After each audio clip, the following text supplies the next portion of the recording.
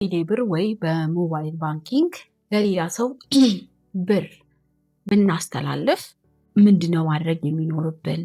ብራችንንስ መልሰን የማግኘት እድሉ ይኖረናል? ብራችንን መልሰን የማግኘት እድሉ ካለን ሊያስመልስልን የሚችለው ተቋም የቱ ነው? ባንክ ቤት፣ ቴሌብር ወይስ ፍርድ ቤት?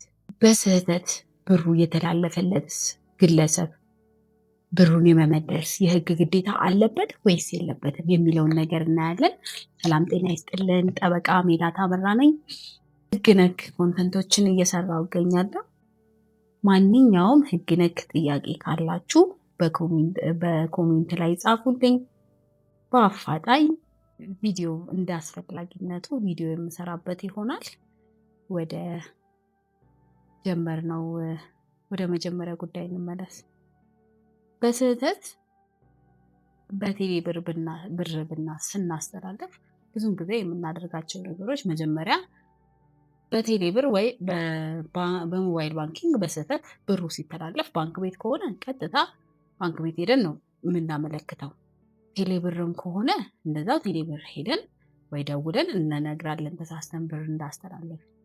ያ ብር ተሳስቶ መተላለፉን ሲስተሙ ላይ ቼክ ሲያደርጉ ምንድነው ቀጣዩን ነገር የሚያደርጉት ባንክ ቤቶች ወይም ቴሌ ብሮች በስህተት ብር ተላልፎልሃል፣ ስለዚህ የተላለፈውን ብር መለስ ብለው ለተላለፈለት ሰው ይደውላሉ ማለት ነው። የተላለፈለት ሰው ፍቃደኛ ከሆነ ጥሩ ያንን ብር ይመልስልናል፣ ነገሩ በዚህ ተቋጨ ማለት ነው። ነገር ግን ብዙ ጊዜ ብር ሲተላለፍላቸው ሰዎች የመመለስ ፍላጎት አይኖራቸውም። ስለዚህ አይመልሱልንም፣ በጣም እንቸገራለን ማለት ነው። ይሄ በሆነበት ጊዜ ቴሌብር ላይ ግን ትንሽ ለየት ያለ አሰራር አላቸው። ቴሌብር ላይ በስህተት ብር ስናስተላለፍ ቴሌብር ያችን የተላለፈችዋን ብር አግዶ ያቆያል። ብዙ ጊዜ በተግባር እንደዚህ አይነት ነገሮችን አይቻለሁ። አግዶ ያቆይልናል ማለት ነው።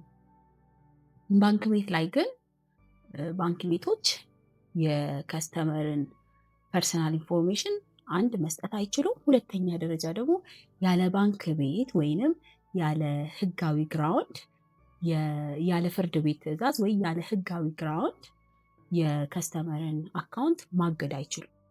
ስለዚህ እዚህ ደረጃ ብቻ ነው ባንኩና ቴሌብር ሊያግዘን የሚችለው ማለት ነው። ብራችንን በህጋዊ መልኩ ሊያስመልስልን የሚችለው ፍርድ ቤት ነው። ፍርድ ቤት ብቻ ነው የማስመለስ ስልጣኑ ያለው ፍርድ ቤት ብቻ ነው። ምክንያቱም ምንድነው ያንን ብር እኛ አስተላልፈናል፣ ኦልሬዲ በስህተት ብለን አስተላልፈናል። ነገር ግን በስህተት የተላለፈው ወይስ ከተላለፈለት ግለሰብ ጋር ባላቸው ትራንዛክሽን የተላለፈው የሚለውን ነገር መጣራት አለበት። እንዴት ነው የተላለፈው፣ ገንዘቡ እንዴት ሊተላለፍ ቻለ የሚለው ነገር በማስረጃ መጣራት አለበት። ይህን ነገር ደግሞ የማጣራት ስልጣኑ ያለው ፍርድ ቤት ብቻ ነው። ስለዚህ ምንድነው ብዙ ጊዜ ብዙ ባለ ጉዳዮች መጥተው ሲያማክሩኝ በተመሳሳይ መልኩ የሚሰሩት ምንድነው ሰውየው ጋር ይደውሉለታል፣ ለተላለፈለት ግለሰብ እባክህ ብራችን መልስልን ይላሉ። ኦኬ እሺ መልሳለሁ፣ አይቼ መልሳለሁ ነው የመጀመሪያ እንትኑ የሚሆነው። ከዛ በኋላ ብሩን ሲያየው ምናልባት አሳዝኖትም ሊሆን ይችላል። ብዙ ጊዜ ግን የመመለስ ፍላጎት አይኖራቸውም። ከዛ ቀናትን ይፈጃል። በዛ መሀል አንዳንድ የተላለፈለት ግለሰብ ብሩን አውጥቶ ወደ ማሸሽ ይሄዳል ማለት ነው። በዛ መሀል እኛ ብዙ መጉላላቶችን ይደርሱብናል። ስለዚህ ከዚህ መጉላላት ለመዳን በአፋጣኝ ብራችን ሳይዋክን ከእጃችን ወጥቶ የተላከለት ሰው አውጥቶ ሳይጠቀምበት በአፋጣኝ ልናስመልስ የምንችለው ይህንን ስህተት እንደተሳሳትን ስናቅ ባንክ ቤቶች ወይም ቴሌብር ሊያደርግልን የሚችለው ያንን ነገር መተላለፉን ማረጋገጥ፣ አንደኛ ተላልፏል፣ ሰውየው አካውንት ውስጥ ገብቷል የሚለውን ነገር ያረጋግጥልናል። በቴሌብር በነገርኳቸው አሰራር መሰረት ያቺን አማውንት ብር አግዶ የሚያቆዩበት አሰራር ያላቸው። ከዛ ውጭ ግን አግዶ ከማቆየት ውጭ ብሩን አውጥተው ለኛ የመመለስ ስልጣን የላቸው። ምክንያቱም እንደነገርኳችሁ በማስረጃ መረጋገጥ አለበት። እንዴት ነው እንዴት ተላለፈ ይሄ ብር የሚለውን ነገር ማለት ነው።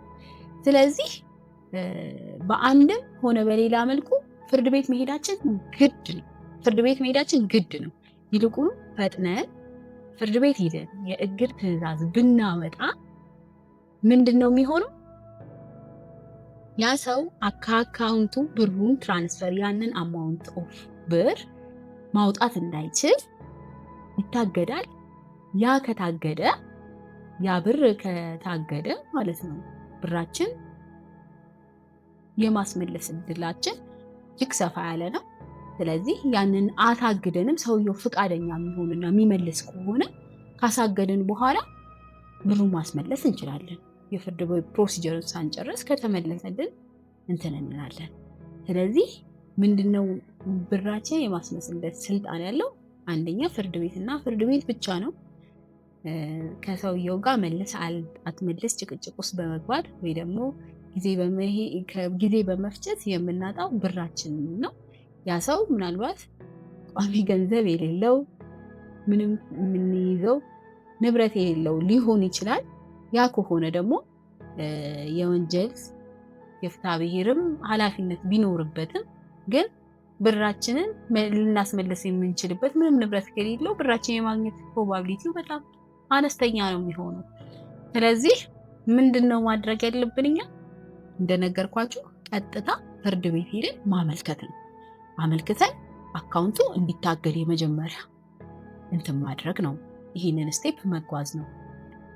የተላለፈለትስ ሰው ብሩ የተላለፈለት ሰው የመመለስ ግዴታ አለበት ወይስ የለበትም የሚለውን እና ብር በስህተት የተላለፈለት ግለሰብ ብሩን የመመለስ የህግ ግዴታ አለበት።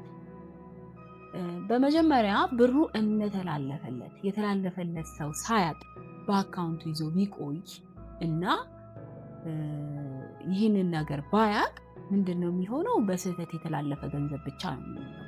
ነገር ግን ብሩ በስህተት እንደተላለፈለት ተነግሮት እያወቀ እሱ ያንን ብር ያሸሸ ወይ ደግሞ የተጠቀመበት ከሆነ ይሄ የሚሆነው በፍትሐ ብሔር ህጉ 2162 ላይ እንደደነገገው ምንድነው የሚሆነው? ያለ አግባብ መበልጸግ ነው። ያለ አግባብ መበልጸግ ደግሞ ያለ አግባብ የበለጸገው አካል በበለጸገው ልክ ተጎጂውን አካል የመካስ ግዴታ እንዳለበት ያስቀምጣል። በተመሳሳይ መልኩ የወንጀል ህጉ 679 ላይ ምን ይላል? በስህተት ወይም ባልታወቀ አደጋ ምክንያት በእኛ እጅ የገባ ገንዘብ ወይም ሀብትን የመመለስ ግዴታ እንዳለብን ይደነግጋል። ነገር ግን ይህንን ነገር እያወቅን በስህተት እኛ ጋር የመጣ እንደሆነና የኛ ያለመሆኑን እያወቅን ከተጠቀምንበት ወይ ከወሰድን ወንጀል መሆኑን ይደነግጋል። ይህም ደግሞ በቀላል እስራትና በገንዘብ መቀጮ እንደሚያስቀጣ በግልጽ ያስቀምጣል። ምንም እንኳን ገንዘቡ የተላለፈው በስህተት ቢሆንም እኛ ግን የኛ ገንዘብ አለመሆኑን እያወቅን ያንን ገንዘብ መጠቀም ወይም ማሸሽ የፍትሐ ብሔርም ሆነ የወንጀል ተጠያቂነት ሊያመጣብን ይችላል። ስለዚህ ለባለቤቱ መመለስ የህግ ግዴታ አለብን ማለት ነው። ተመሳሳይ የህግ ኮንተንቶችን የምትፈልጉ ከሆነ ቻናሌን ሰብስክራይብ አድርጉ። ይህን ቪዲዮ ደግሞ ከወደዳችሁት ላይክ፣ ኮሜንት አድርጉ። አመሰግናለሁ።